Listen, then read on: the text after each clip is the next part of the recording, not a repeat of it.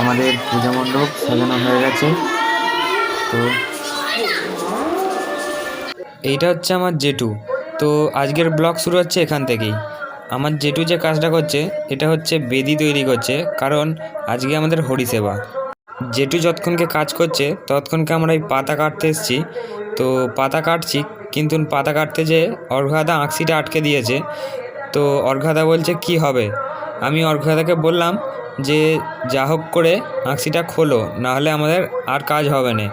তাই যা হোক করে অর্ঘাদা খোলার পর পাতাটা কাটলো, কেটে এবার আমরা পাতাটা নিয়ে যাচ্ছি।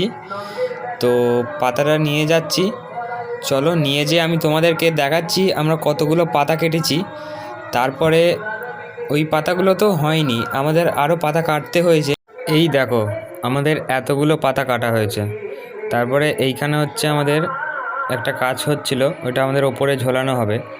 তো এইখানে আমাদের এতগুলো পাতা কাটা হয়েছে, এই পাতাগুলো তো হয়নি, তারপরে আরও অনেক পাতা কাটতে হয়েছে।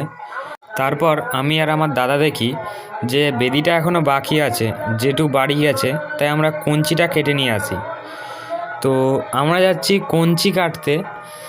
তো অর্ঘ দাদাও আছে, এটা হচ্ছে আমার দাদা। তো আমরা যাচ্ছি বাঁশবাগানে কঞ্চি কাটতে।